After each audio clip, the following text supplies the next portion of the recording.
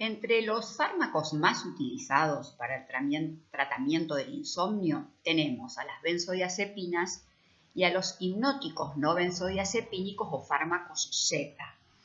Como segunda línea de medicamentos para tratar esta patología están los antidepresivos, tenemos los antihistamínicos y la melatonina, y actualmente se están intentando utilizar para el tratamiento del insomnio antipsicóticos, entre los cuales el más utilizado es la olanzapina. Vamos a comenzar por las benzodiazepinas, cuyos nombres son alprazolam, clonazepam, diazepam, nitrazepam, lorazepam, midazolam. Existen casi 500 presentaciones comerciales de benzodiazepinas en nuestro país y realmente son medicamentos que pueden dar un espacio y tiempo de descanso valioso cuando la crisis emocional resulta intolerable. Sin embargo, tenemos que ponernos a pensar que la poderosa cadena de producción, promoción y prescripción de estos medicamentos está distorsionando el uso apropiado de los mismos. Los efectos farmacológicos que producen las benzodiazepinas son los siguientes. Son ansiolíticas, sedantes o hipnóticas. Lo son todas las benzodiazepinas. Lo que va a diferenciar un efecto ansiolítico de un efecto hipnótico va a ser nada más que la dosis. Son relajantes musculares y la benzodiazepina por excelencia para este uso de miorelajante es el diazepam.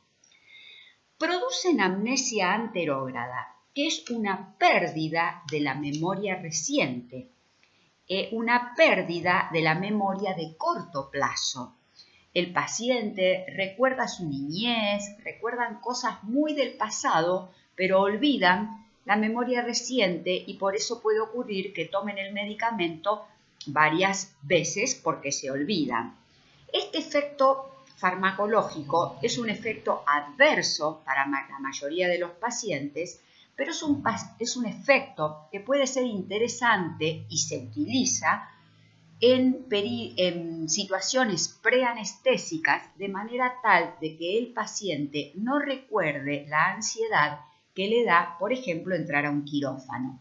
También la única benzodiazepina que es antidepresiva es el alprazolam. Son anticonvulsivantes y además las benzodiazepinas pueden producir dependencia y tolerancia. ¿Cuáles son los principales efectos adversos? Pueden producir sedación excesiva, alteración del rendimiento y en algunos pacientes una pseudodepresión.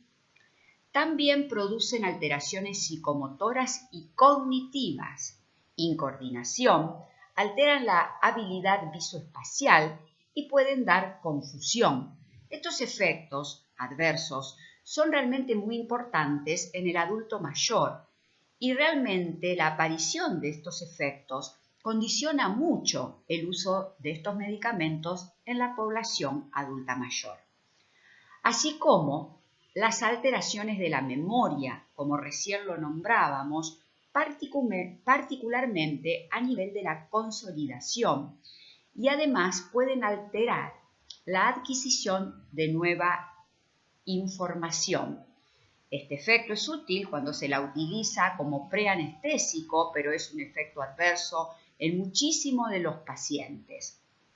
También pueden producir una intensa relajación muscular con riesgo de caídas y fracturas óseas, y este es uno de los peligros más grandes en los adultos mayores, que como ustedes deben saber bien y ver bien en sus farmacias, es una población que utiliza muchísimo este tipo de medicamentos y que puede realmente traer riesgos que son muy importantes para la salud del adulto mayor. Pueden producir reacciones alérgicas como cualquier medicamento.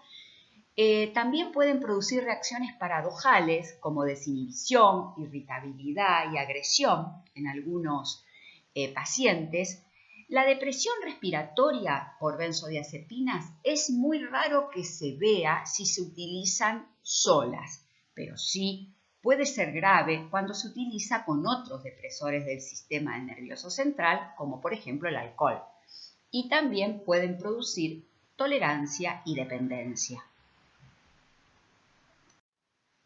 Recordemos un poco que la tolerancia es la necesidad de un aumento progresivo de la dosis para conseguir el mismo efecto. Por ejemplo, el paciente utilizaba para dormir 0,5 miligramos de alguna benzodiazepina y con el tiempo la dosis la tiene que incrementar, si no, no puede conciliar el sueño. Y van a provocar dependencia psicológica y física, con un síndrome de abstinencia que puede instaurarse tras la supresión brusca del medicamento. Las benzodiazepinas jamás deben retirarse bruscamente. Las manifestaciones clínicas de este síndrome de abstinencia se caracterizan por ansiedad, irritabilidad, insomnio, audiosensibilidad, contracturas musculares, aparecen náuseas, vómitos, taquicardia y puede aparecer hipertensión. Y puede ser realmente muy grave donde el paciente tenga ideas paranoides, delirios y hasta convulsiones. Ahora bien, ¿cómo se tienen que administrar para minimizar estos cuadros de abstinencia y para hacer un uso racional de benzodiazepinas? Primero, dar la menor dosis eficaz y la duración del tratamiento no debe ser superior a las 4 semanas en el insomnio y 12 semanas para la ansiedad. Cuando yo explico esto y ustedes ven lo que ocurre con el uso crónico de benzodiazepinas en nuestro país, es algo que está fuera de las recomendaciones que hacen los expertos para un uso racional de estos medicamentos y tendríamos que de algún modo generar en la población el alerta de que estos medicamentos deberían utilizarse de otra manera. También, como dije anteriormente, nunca deben retirarse bruscamente. En esta diapositiva podemos ver los efectos de las benzodiazepinas sobre el patrón del sueño. Ustedes recuerden que nosotros tenemos 4 etapas cuando nos vamos a dormir y pasadas esas 4 etapas entramos en sueño paradójico o sueño REM. Las benzodiazepinas aumentan la etapa 2 del sueño, disminuyen la 3 y 4 y disminuyen el número de ciclos REM, de manera tal que van a disminuir el número de despertares y dan una sensación de sueño profundo y reparador. Las contraindicaciones de estos medicamentos son escasas, también por eso se pueden utilizar tanto. Se dan para pacientes que tienen hipotonía muscular o miastenia gravis, en insuficiencia respiratoria que tiene que ser muy severa y sí están contraindicados en apnea del sueño, en algunos pacientes con insuficiencia hepática por el riesgo de encefalopatía y en el caso de intoxicación etílica porque pueden generar una depresión aditiva sobre el sistema nervioso central. En los últimos tiempos se ha considerado a las benzodiazepinas como una especie de demonio. Si bien, bueno, uno no puede ser tan estricto en eso, es importante, sí, no perder de vista el deterioro de la memoria que generan, la excesiva sedación y el embotamiento de las emociones. Producen como una especie de anestesia emotiva, una incapacidad de sentir placer o dolor. Es un síntoma común en los pacientes que lo usan de manera prolongada y este embotamiento de las emociones está relacionado con los efectos inhibitorios en los centros cerebrales de las emociones y por eso muchos psiquiatras en este momento están desaconsejando su uso a largo plazo.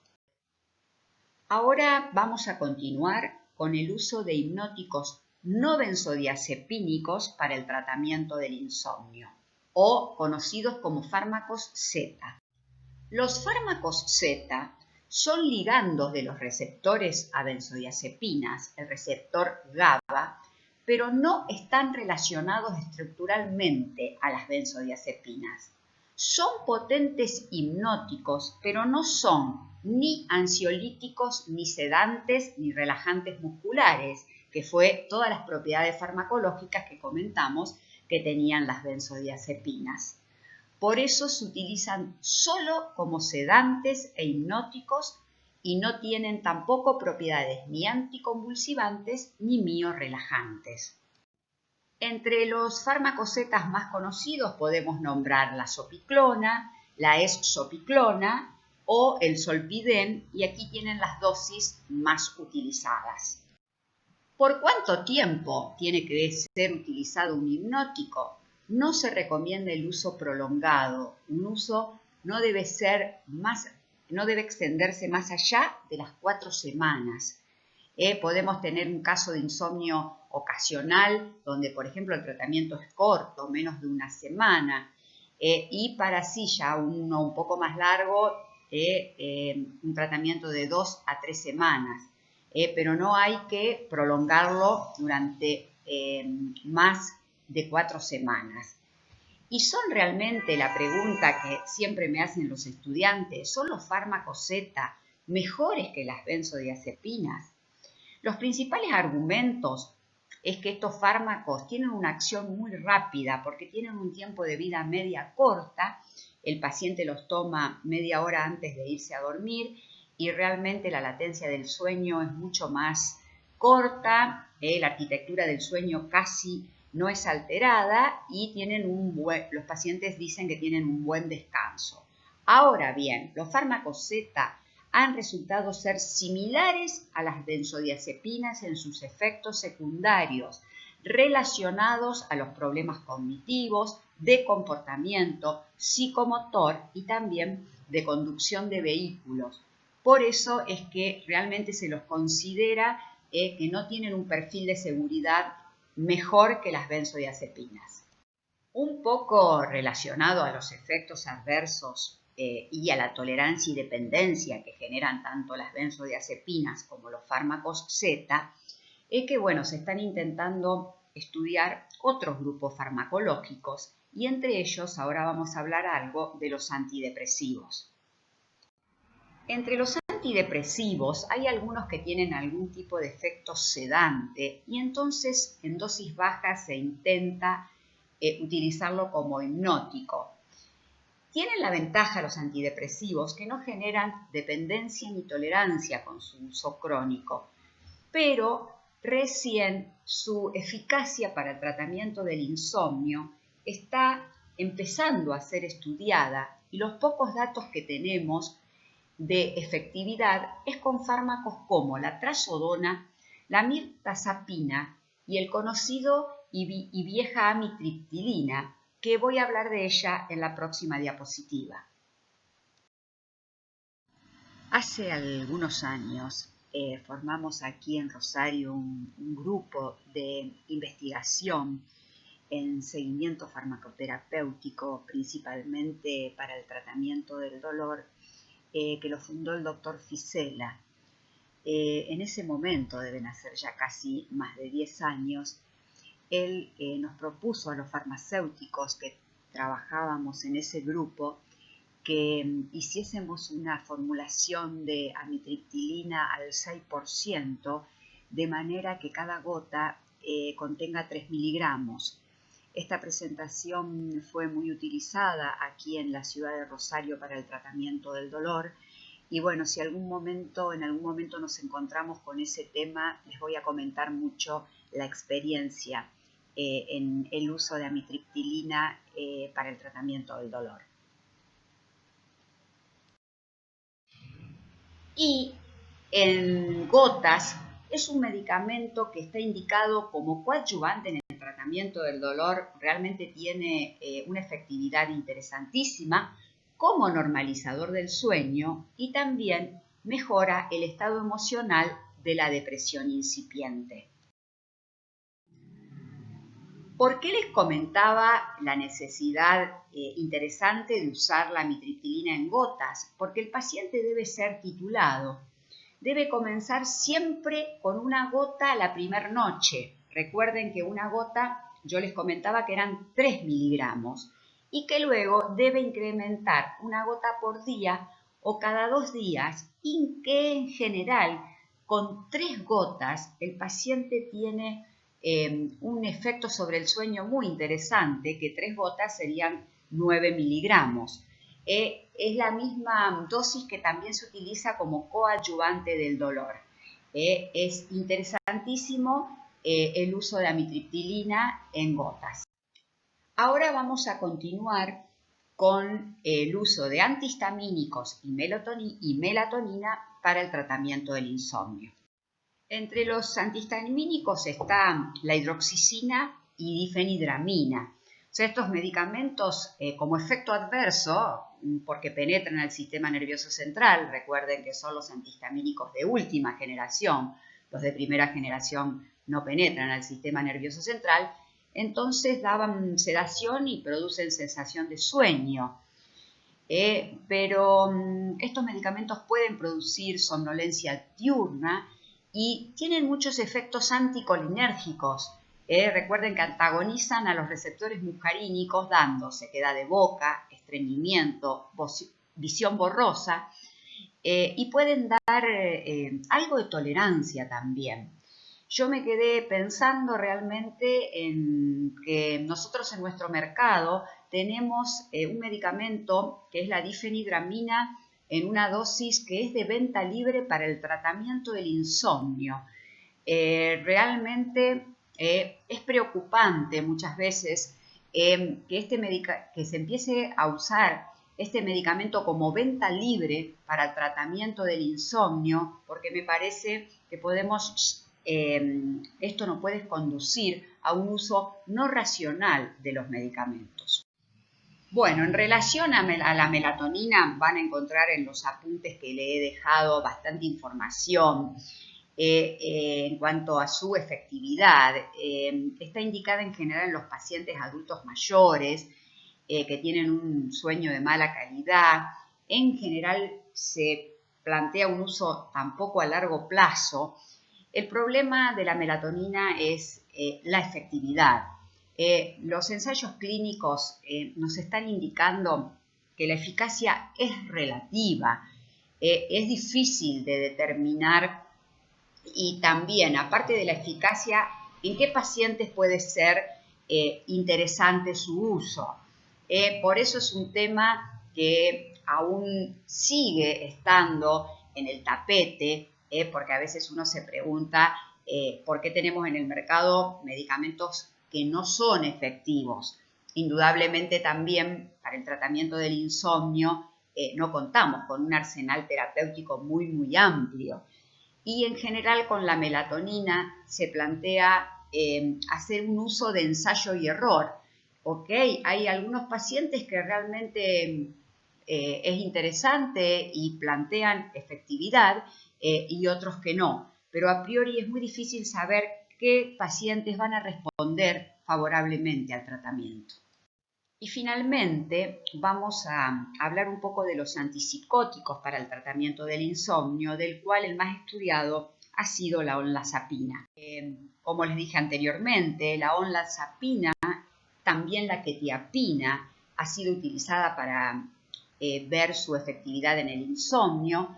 Se usan con dosis inferiores a las dosis utilizadas como su indicación principal, que es antipsicótico, y también este uso, que es lo que uno denomina uso off-label o fuera de etiqueta, porque en realidad su comercialización es como antipsicótico, está siendo estudiada en un grupo reducido de pacientes y los datos por el momento tampoco son concluyentes.